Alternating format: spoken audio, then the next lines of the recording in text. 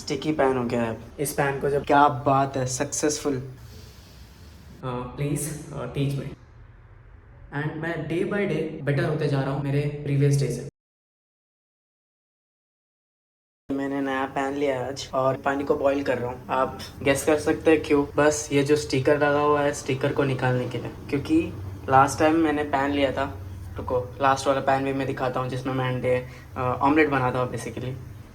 ये है वो पैन, नॉन स्टिक पैन था, ये स्टिकी पैन हो गया है। इस पैन को जब मैंने नया लिया था तो इसके ऊपर भी ऐसा स्टिकर था और स्टिकर को निकालने के लिए मैंने इसे रगड़ रगड़ के धोया था, जिसकी वजह से पहले ही स्टिकी हो गया था, बट अच्छा सा चला। फिर उसके बाद कल मैंने इस पे पहली बार ब्रेड को ऐसे टोस्ट की तरह ऐसे रख कर, वो ब्राउन ब्राउन जैसा करते हैं ना, थोड़ा सा ऐसा पकाता है ब्रेड को, वैसे मैंने पकाने की कोशिश की। एंड मैंने ऐसे ही छोड़ दिया थोड़ी देर ऐसे कि अच्छा कड़क बन रहा नहीं था, इसलिए मैंने ऐसे 5-6 ब्रेड किए और स्पेस छोटा था करके एक एक ही ब्रेड हो रहा था, तो मैंने थोड़ा बहुत जला भी दिया था जिसकी वजह से वो थोड़े थोड़े उसके ऊपर चिपक गए थे। तो मैंने उन सबको निकालने के लिए अच्छे से धोया, रगड़ा एकदम। तो आज जब मैंने इस पे अंडे बनाए तो ये नॉन स्टिक रहा ही नहीं, अब इतना रगड़ रगड़ के मैंने धो दिया। और मैं अगर इस पे ऑमलेट नहीं बना सकता ठीक से तो मैं कुछ भी नहीं कर पाऊँगा उसका, क्योंकि वो आज मैंने जो ऑमलेट बनाया वो सो आप अज्यूम कर सकते हैं कि वो ऑमलेट कैसा बना होगा। इसीलिए आज मैंने ये अभी नया पैन लाया हूँ, इसमें मैं एग को स्क्रैम्बल्ड एग की तरह बना सकता हूँ, इसलिए मैंने ये लिया इस बार। अगर ये नॉन स्टिक से नॉर्मल पैन भी बनता है तो भी मैं इस पर ज़्यादा ऑयल डाल के अच्छे से ये बना पाऊँगा, क्या बोलते हैं, स्क्रैम्बल्ड एग्स बना पाऊँगा। बट मेन प्रॉब्लम था इसका स्टिकर निकालना। तो मुझे ऐसा लगा अगर मैं पानी डालकर थोड़ा सा बॉईल करूँ तो शायद ऑटोमेटिकली ये स्टिकर निकल जाए। देखते हैं। इसमें से वो स्टिकर निकल रहा है और मैं अब उसे निकालने की कोशिश करने वाला हूँ। ये है मेरा जुगाड़।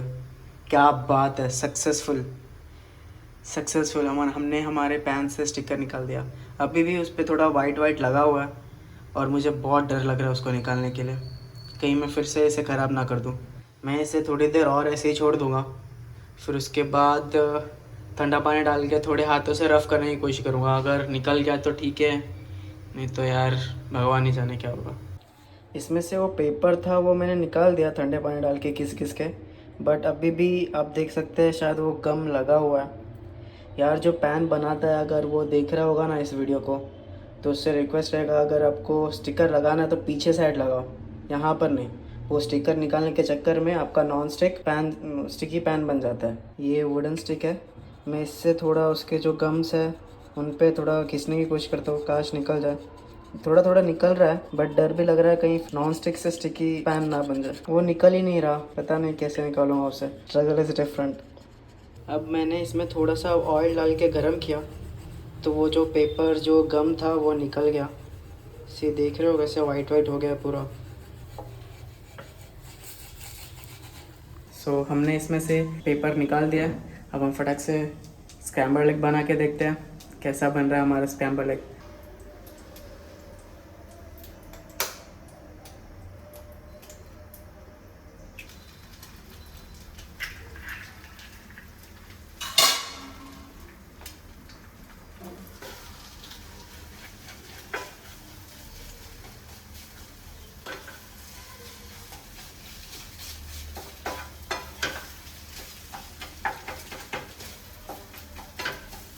ये पैन वर्थ इट है, आई लव दिस पैन। ये शायद मैं और बेहतर बना सकता था।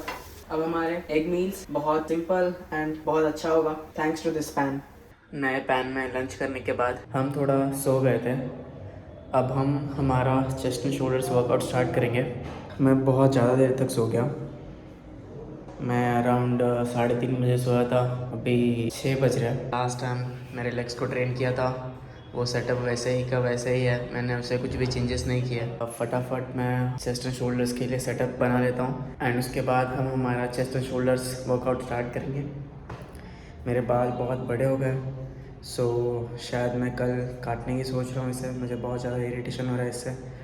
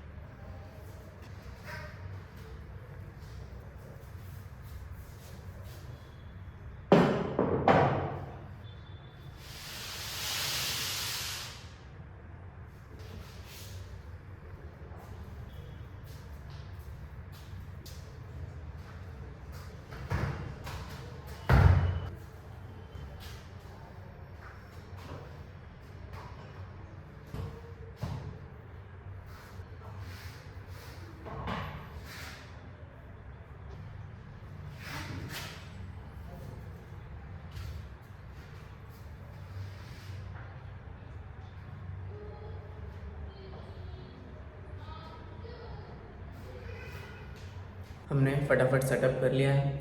अब हम हमारा वर्कआउट स्टार्ट करेंगे। हमारा वर्कआउट सेम वैसा ही होगा।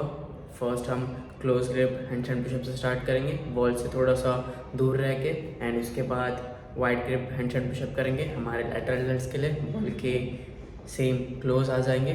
फिर उसके बाद हम वेटेड पुशअप्स करेंगे एंड उसके बाद डिप्स करेंगे।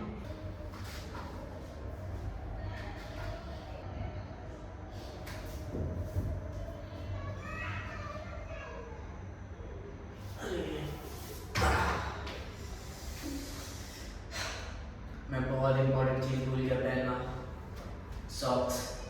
सॉक्स के बिना ये स्लाइड नहीं होगा अच्छे से। मैं विदाउट सॉक्स भी कर सकता हूँ, बट सॉक्स पहन के थोड़ा कंफर्टेबल फील होता है, सो मैं सॉक्स पहन लेता हूँ फटाक से।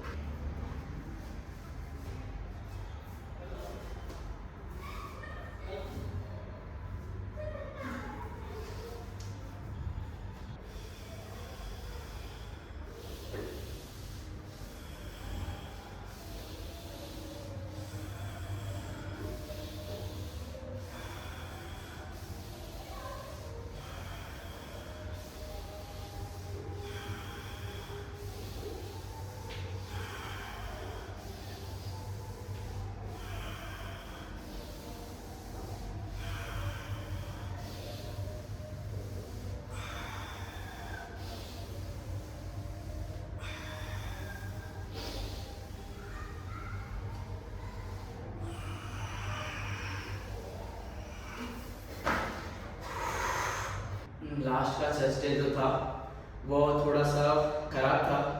ख़राब नहीं, बट जो एक्सपेक्टेशन थे उस एक्सपेक्टेशन के हिसाब से हमारा वर्कआउट नहीं हुआ था। बट आज का ये फर्स्ट सेट करने के बाद ऐसा लग रहा है आज का वर्कआउट बहुत बेटर होने वाला है।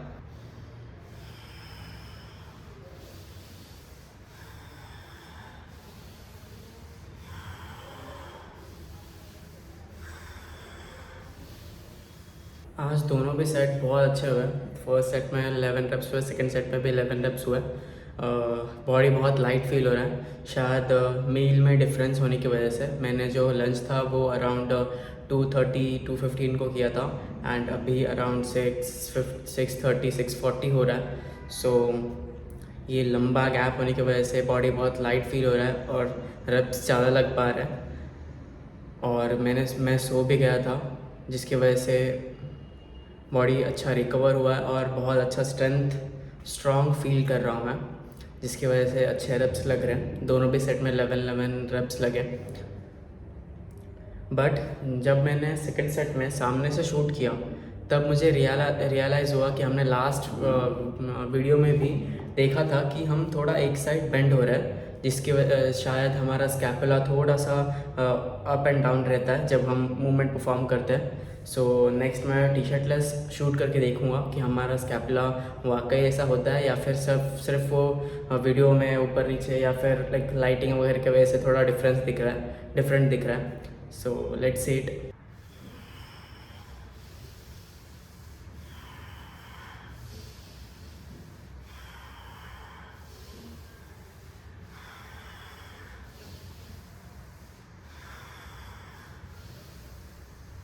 मैंने third set T shirt less करके देखा, बट मुझे ज़्यादा डिफरेंस देखने नहीं मिला, लेकिन कुछ ना कुछ डिफरेंस है, बहुत स्लाइटली सा डिफरेंस है। मैं शायद राइट साइड ज़्यादा जा रहा हूँ, बेंड ज़्यादा हो रहा है, मुझे ऐसा दिख रहा है वीडियो में। अगर आपको कुछ ऐसा दिखे जो मैं बेटर कर सकता हूँ, आप मुझे ज़रूर बताइएगा।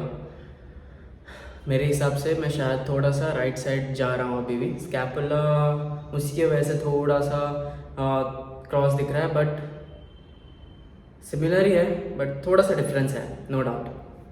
बाकी ओवरऑल बहुत अच्छा हुआ। थर्ड सेट में भी सेम 11 रेप्स नहीं लगे, 9 या 10 रेप्स लगे, बट बेटर था, बहुत बेटर था लास्ट चेस्ट से।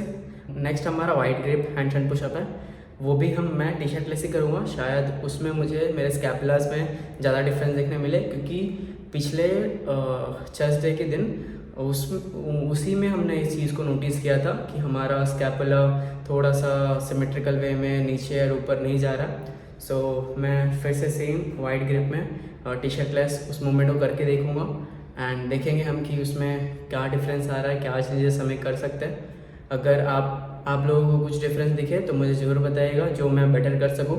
It will gonna help me. Last video जो मेरा था बैक वर्कआउट का, उसमें आप में से किसी दोस्त ने मुझे कहा मेरे जो बैक पोस्चर है उसमें मुझे कैसे इम्प्रूवमेंट करना है। I love the advice. मैं नेक्स्ट बैक डे के दिन उसे ज़रूर ट्राई करूँगा।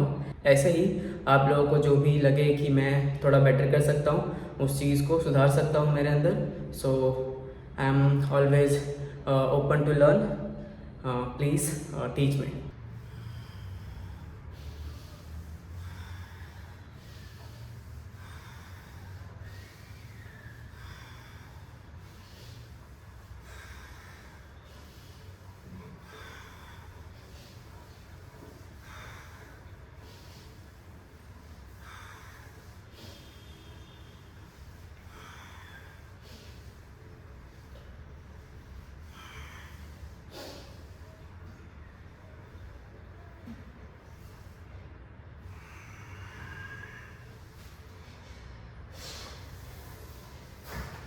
मैंने वाइड ग्रिप भी सेम सामने से टी शर्ट लेस शूट करके देखा, बट इसमें भी मुझे ज़्यादा कुछ डिफरेंस देखने नहीं मिला।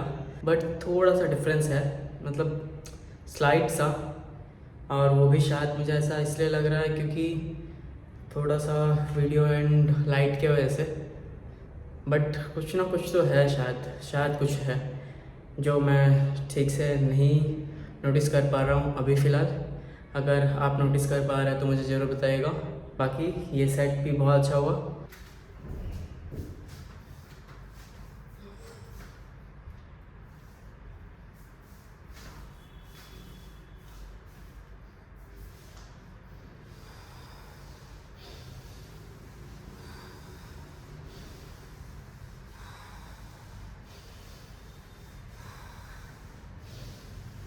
हमारे close grip and wide grip handshake pushup दोनों भी कंप्लीट हो गए। एंड मैंने फिर से कपड़े पे टी शर्ट पहन लिया, क्योंकि जब मैं प्लेट को बैक पे रखता हूँ पुशअप्स, वेटेड पुशअप्स करने के लिए, तो वो स्वेट की वजह से प्लेट्स स्लिप होने लगते हैं।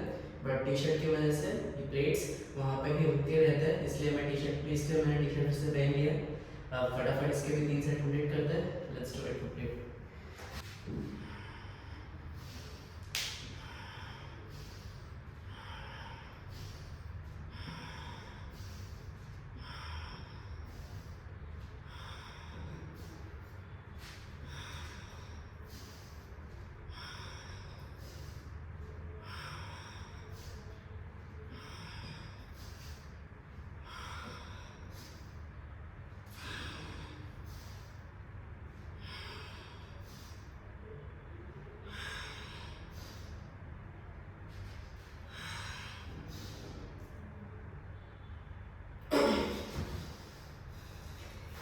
मेरे पुशअप्स के भी 3 सेट कंप्लीट हो गए। फर्स्ट सेट में 15 रेप्स लगे, सेकंड सेट में 12 रेप्स लगे, एंड थर्ड सेट में 10 रेप्स लगे। एंड उसके बाद मैंने थर्ड सेट में ही विदाउट वेट्स भी 10 रेप्स किया, ताकि मैं मेरे फेलियर्स को अचीव कर पाऊँ। इसलिए अब लास्ट हमारा बचा है डिप्स बचा है। सेम हम डिप्स इस जगह पे करेंगे, एंड फिर हमारा वर्कआउट कंप्लीट हो जाएगा आज का।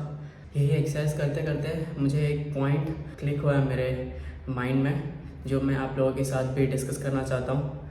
मैं फटाक से इसके भी 3 सेट कंप्लीट कर लेता हूँ, और फिर हम उस पॉइंट को डिस्कस करेंगे।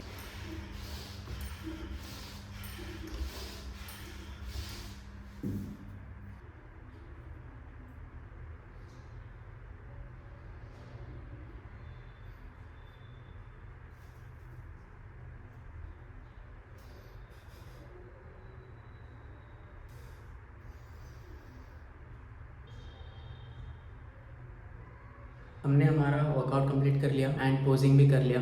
एंड मुझे मेरे घर में आज मुझे एक नया स्पॉट मिला पोजिंग करने के लिए, जो मुझे बहुत अच्छा लगा।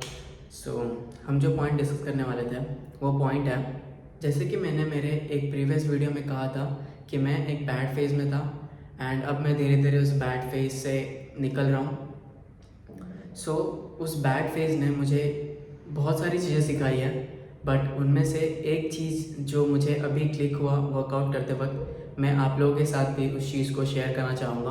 कोई भी गोल को अचीव करने के लिए डिसिप्लिन कंसिस्टेंट रहना बहुत इंपॉर्टेंट है, नो डाउट। बट मैं उस सिचुएशन में नहीं रह पा रहा था। एंड अभी ऐसा नहीं है कि मैं एकदम डिसिप्लिन्ड हूँ, एकदम कंसिस्टेंट हूँ, सब कुछ एकदम कट टू कट परफेक्टली हो पा रहा है, बट बहुत बेटर हो रहा है। एंड मैं डे बाय डे बेटर होते जा रहा हूँ मेरे प्रीवियस डे से। ये होने में एक चीज़ ने मुझे बहुत ज़्यादा हेल्प किया है, क्लैरिटी। अगर आप डिसिप्लिन एंड कंसिस्टेंट रहना चाहते हो, क्लैरिटी आपको बहुत ज़्यादा हेल्प करेगा। अभी आप सभी देख रहे होंगे मुझे कि मैं कैलिस्थेनिक्स को लेकर एक क्लियर पॉइंट के साथ चल रहा हूँ। मुझे कैलिस्थेनिक के साथ बॉडी बिल्डिंग करनी है। ये एक क्लैरिटी आने के बाद मैंने इसे स्टार्ट किया और धीरे धीरे मेरे एक्सरसाइजेस ने शेप लिया, मेरे रिजीम ने शेप लिया और मैं उसे अच्छे से फॉलो कर पा रहा हूँ एंड मैं उसे इंजॉय कर पा रहा हूँ, क्योंकि मैं उस चीज़ में क्लियर हूँ। इसीलिए मैं डिसिप्लिन एंड कंसिस्टेंट हूँ उस चीज़ में। अगर मुझे मेरे लाइफ में और जो बाकी के गोल्स हैं उन्हें अचीव करना है, तो मुझे धीरे धीरे मेरे गोल्स के टूवर्ड्स क्लियर होना पड़ेगा। तो मैं मेरे गोल्स को अचीव करने के लिए डिसिप्लिन्ड एंड कंसिस्टेंट रह पाऊँगा। और विदाउट डिसिप्लिन एंड कंसिस्टेंट मैं मेरे गोल्स को अचीव नहीं कर सकता, no doubt. So clarity is key guys. अगर आप भी सफ़र कर रहे हो कि आप डिसिप्लिन एंड कंसिस्टेंट नहीं रह पा रहे हो, आपके गोल्स को अचीव नहीं कर पा रहे हो, एक लूप होल में फंसे हुए हो, ऐसा फील हो रहा है आपको, it means you need clarity in your life. Clarity को फाइंड कीजिए, आप डिसिप्लिन एंड कंसिस्टेंट रह पाएंगे। बट अब पॉइंट आता है कि हम क्लैरिटी को कैसे फाइंड आउट करें, हम कैसे हमारी लाइफ में क्लियर हो पाए। फाइंडिंग अ क्लैरिटी, ये भी एक लूप होल ही है। कैसे? मैं ये पॉइंट क्यों मैं इस पॉइंट को क्यों ऐसे कह रहा हूँ, इसके पीछे रीज़न ये है, हम जब एक सिचुएशन में फंसे होते हैं, हम उस सिचुएशन से भागने की कोशिश कर रहे होते हैं। लाइक बहुत सारे लोग एनिमीज़ देखते हैं रियल लाइफ से भागने के लिए, कॉमेडी शोज़, मूवीज़, बहुत सारी चीज़ें ऐसे करते हैं जिससे हम हमारे रियल लाइफ से भाग पाए। जो हमारा रियल लाइफ है वो हमसे दूर हो जाए, हम उससे थोड़े से डिस्ट्रैक्ट हो जाए। ऐसे हम बहुत सारी चीज़ें करते हैं और यही चीज़ हमें क्लियरिटी से, हमारे लाइफ के क्लियरिटी से हमें दूर लेके जाती है। और मैं इसी फेज़ में फंसा हुआ था। और मैं ऐसा भी नहीं कहना चाह रहा हूँ कि हमें एनिमीज़ नहीं देखना चाहिए, कॉमेडी शोज़ नहीं देखने चाहिए, मूवीज़ नहीं देखनी चाहिए, ये सब नहीं करने चाहिए। मैं ऐसा नहीं कह रहा हूँ, मैं ऐसा कह रहा हूँ ये सभी चीज़ें कीजिए, एनिमीज़ देखिए, मूवीज़ देखिए, कॉमेडी शोज़ देखिए, बट इस रियलिटी से भागने के लिए नहीं। रियलिटी से भागने की वजह से हम हमारे क्लैरिटी से दूर हो जाते हैं। एंड जब हम हमारे क्लैरिटी से दूर होने लगते हैं तो हम डिसिप्लिन एंड कंसिस्टेंट नहीं रह पाते। एंड आप लोगों में से बहुत सारे लोग ऐसे भी होंगे जो कह रहे होंगे कि मुझे कंसिस्टेंट एंड डिसिप्लिन रहना इंपॉर्टेंट ही नहीं है मेरे गोल को अचीव करने के लिए।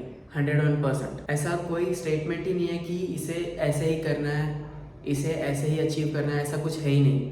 आप आपके रियल लाइफ से भागकर भी आप आपके गोल्स को अचीव कर सकते हैं विदाउट टेंशन लिए, विदाउट प्रेशर लिए। बट वो जो वे होगा आपके गोल्स को अचीव करने का, वो उस वे से आप खुश नहीं होंगे। वो वे को आपने प्लान नहीं किया होगा। एंड किसी चीज़ को प्लान कर एग्जीक्यूट कर अचीव करने में एक अलग ही मज़ा है, वो एक अलग ही किक है। So instead of running from the reality, what we should do, जैसे हम कहते हैं ना कि पैसा कहता है तू काम कर तो मैं तेरे पास आऊँगा, लेकिन हम कहते हैं मेरे पास पैसा आएगा तो मैं काम करूँगा। ये चीज़ ऐसे ही है। अभी रियल लाइफ से भाग रहे हैं क्योंकि हमारे पास क्लैरिटी नहीं है। एंड हम क्लैरिटी को कह रहे हैं तू मेरे पास आ तो मैं डिसिप्लिन एंड कंसिस्टेंट रहूँगा, लेकिन क्लैरिटी हमें कह रहा है कि तू डिसिप्लिन एंड कंसिस्टेंट रहना स्टार्ट कर, मैं तेरे पास आने लगूँगा। एंड रिसेंटली मेरे लाइफ में ऐसा ही हो रहा है मेरे साथ। मैं अब तक सोच रहा था कि मुझे एक क्लियर वे मिलेगा तो मैं उसके हिसाब से काम करूँगा एंड मैं मेरे रियलिटी से भाग रहा था।